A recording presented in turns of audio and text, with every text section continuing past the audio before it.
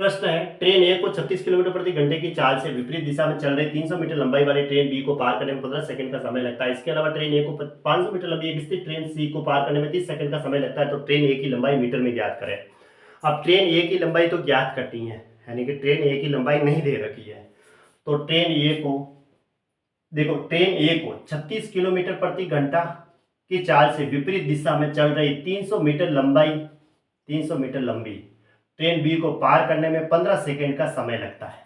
इसका मतलब ये ट्रेन बी दे रखी है, इसने कहा है ट्रेन बी को, तो ये स्थिति सारी ट्रेन बी की दे रखी है और पार करने में इसको 15 सेकंड का समय लग रहा है, क्योंकि इसकी स्पीड बी की दे रखी है और ये लंबाई भी बी की दे रखी है। क्यों? क्योंकि हमें ए की लंबाई तो ज्ञात करनी है, ए की लंबाई तो ज्ञात करनी है। तो इसने कहा भी, अगर लैंग्वेज समझ में नहीं आए तो ट्रेन ए को 36 की स्पीड से विपरीत दिशा में चल रही 300 मीटर लंबाई वाली ट्रेन बी को पार करने में 15 सेकंड का समय लगता है। यानी इसको पार करने में 15 सेकंड का ही समय लग रहा है, इसको पार करने में 15 सेकंड का समय लग रहा है।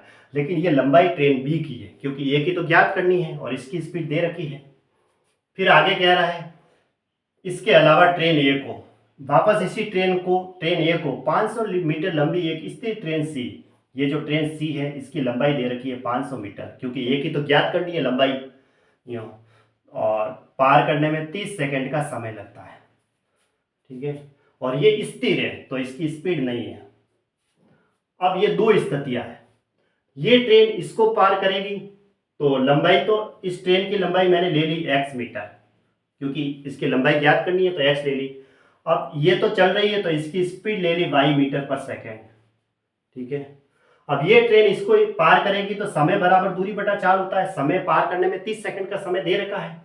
दूरी में क्या होगा, दोनों ट्रेन है तो दोनों की लंबाई होती है। इसकी लंबाई तो दे रखी है, इसकी लंबाई x है, तो x प्लस 500 बटा चाल। ये तो स्थिर है तो इसकी तो स्पीड नहीं होती, क्योंकि ये तो स्थिर है, तो इसकी स्पीड है सिर्फ और सिर्फ, इसकी स्पीड हमने कितनी ली है, y मीटर पर सेकेंड।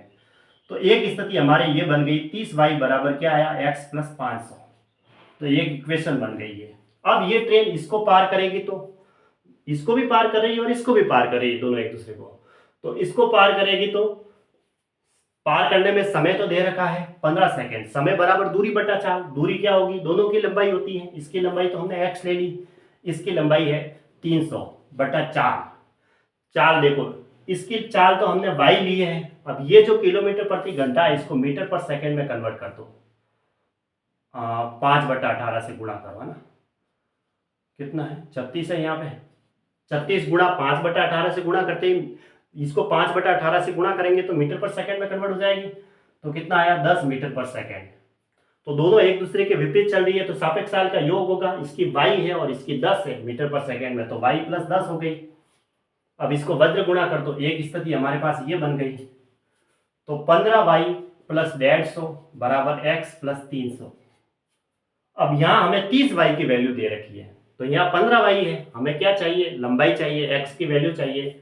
तो मैं इसको 2 से गुणा कर देता हूँ। तो 30y प्लस 300 बराबर 2x प्लस 600। पूरे को मैंने 2 से, इधर भी 2 से गुणा किया और उधर भी 2 से गुणा कर दिया, ताकि मुझे 30y की वैल्यू मिल जाएगी। और 30y की वैल्यू मैं यहाँ रख देता हूँ, यहाँ से सीधी x प्लस 500 बराबर प्लस में आगे वाला ये पार्ट 300 बराबर 2x प्लस 600। ऐसे ऐसे कर सकते हैं ना। 30y की वैल्यू यहाँ रख दी मैंने, x प्लस 500 प्लस 300, ऐसा कैसा, 2x प्लस 600। तो x उधर जाएगा, 2x माइनस x तो x हो जाएगा, 500 और 300 800, 800 में से 600 माइनस किया तो 200 बराबर क्या आया, x आ गया। और x ही हमें ज्ञात करना था, तो ये इसकी लंबाई आ गई मीटर में, क्योंकि x हमने क्या लिया था, ट्रेन ए की लंबाई ली थी मीटर में। ऑप्शन ए राइट है।